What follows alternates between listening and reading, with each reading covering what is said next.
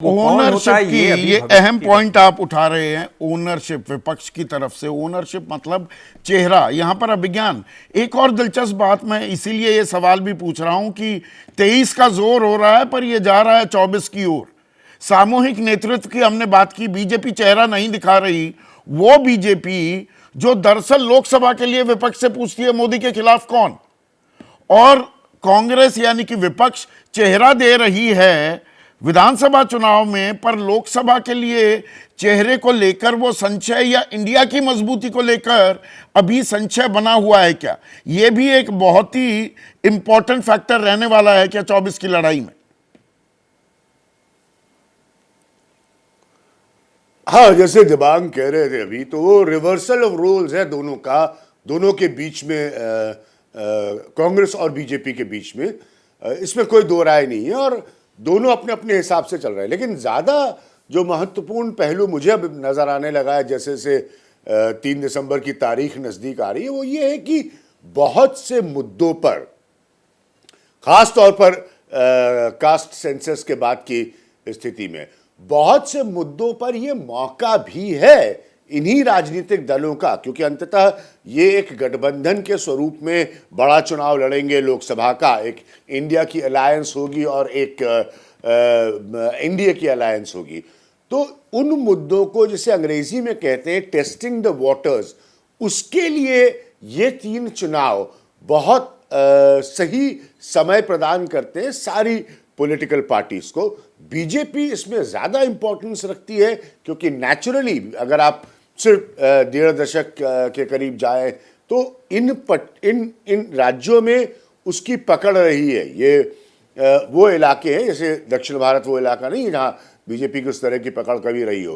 तो इसीलिए और भी बहुत जरूरी है, इसीलिए प्राइम मिनिस्टर सब कुछ कहते हुए भी ये एक लाइन बोल जाते हैं, जैसे आपने अपने एंकरिंग के इंट्रोडक्शन में कहा कि सबसे बड़ी जाति गरीब ही है। तो हर व्यक्ति बहुत ज़्यादा, मैं सुन रहा हूँ बयानों को गौर से, बहुत ज़्यादा नाप तोल के बोल रहा है। वो इसलिए बोल रहा है क्योंकि किसी को क्लियर अजम्पशन नहीं है, एक तरह से क्लियर असेसमेंट नहीं है कि किसका झुकाव किस तरफ चला जाएगा। पर हिंदुत्व पर जोर रहने वाला है।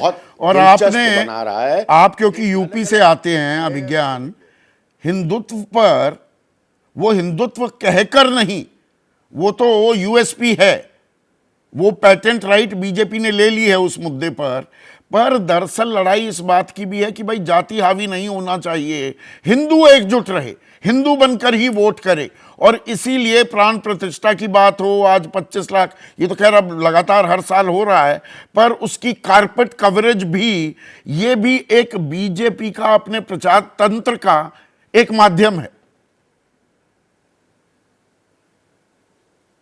हाँ बिल्कुल सही, अच्छा, ये अच्छी चीज आपने पॉइंट आउट की है। देखिए, हिंदुत्व का पेटेंट बीजेपी के पास है, वो सब तो पुरानी बातें हो गई अब, क्योंकि वो तो पार्टी ही उसी आधार पर खड़ी हुई है। लेकिन जो चमत्कार था और परिवर्तन का जो चमत्कार था उत्तर प्रदेश में भारतीय जनता पार्टी के लिए, वो 2014 में आया, जब जो है हिंदुआइजेशन हुआ बैकवर्ड का, और एक झटके से वो आए बीजेपी के साथ और 70 सीटों से ऊपर भारतीय जनता पार्टी चली गई, जो अटल जी के चरम पर नहीं जा सकी, अपने इतिहास में कभी नहीं जा सकी। और उसके बाद चुनाव दर चुनाव, चाहे वो विधानसभा का हो चाहे वो लोकसभा का हो, वो अपने आप को रिपीट करती रही और एक बड़ा हिस्सा उसने वोट का सीधे सीधे मायावती से ले लिया। तो ये इतने बड़े डेवलपमेंट्स हैं। अगर पॉलिटिकल डायनेमिक्स आप देखिए उत्तर प्रदेश की, जिनका इम्पैक्ट, मैंने अपनी किताब में भी इस बात को लिखा है, जिनका इम्पैक्ट लंबे समय तक रहेगा, बहुत जल्दी से नहीं टूट जाएगा।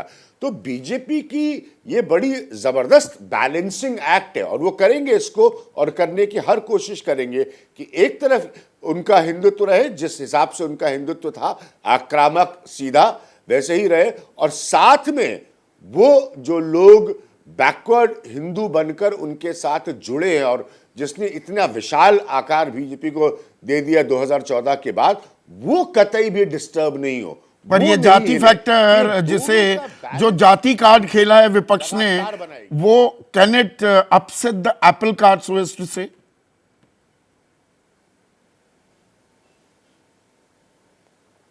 संदीप, आप मुझसे पूछ रहे हैं? हाँ, आप ही से अभिज्ञान।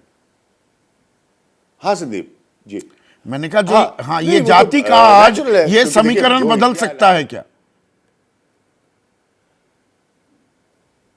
ये बिल्कुल बदल सकता है, लेकिन मैं डे वन से एक ही बात कह रहा हूं, ये बिल्कुल बदल सकता है, क्योंकि ये तो ओरिजिनली उनके पास था। लेकिन इसमें सबसे महत्वपूर्ण बात क्या है, मैं पहले दिन से कह रहा हूं कि आप अगर मल्टी पार्टी अलायंस आप बना रहे हैं जिसमें ज्यादा जाति आधारित नेता हैं, तो आपका हर स्तर पर कोऑर्डिनेशन वो बहुत मजबूत होना चाहिए। आपने अपने एंकरिंग में भी कहा, नीतीश कुमार का जिक्र किया, इस तरह की घटनाएं आपको सूट नहीं करेंगी, क्योंकि जैसे ही आपका कोऑर्डिनेशन सीटों, अंत में सबसे बड़ा इम्तिहान होगा आपका कि आप सीट किसको कब कैसे लड़वाएंगे, तो जैसे ही आपका कोऑर्डिनेशन हल्का सा भी गड़बड़ाएगा, बिल्कुल इनको ध्यान रखना चाहिए कि बीजेपी पाउंस करके अपनी इस पोजीशन को वापस रीगेन करेगी। तो एक रत्ती भी बीजेपी मौका नहीं छोड़ेगी अगर इनका कोऑर्डिनेशन इन सारी पार्टियों का जो इस वक्त इंडिया अलायंस में है, जातिगत समीकरणों को देखते हुए हल्का सा भी ये बिगड़ता है, तो बीजेपी में मैं यहाँ पर पलट कर 1 मिनट अभिज्ञान, डायरेक्ट एडवांटेज। हाँ, जैसे ही घड़ी का काटा दोपहर 2:30 पे आए, बबीता जी का दिल सास बहू साजिश के लिए मचल जाए। और ये है इनकी बहू, पूरे दिन ऑफिस की टेंशन हो जाए गॉन जब ये करें अपना फेवरेट शो फ्री टाइम पे ऑन।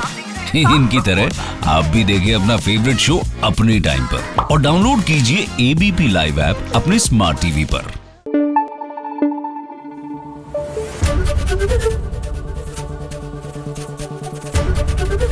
एबीपी न्यूज आपको रखे आगे।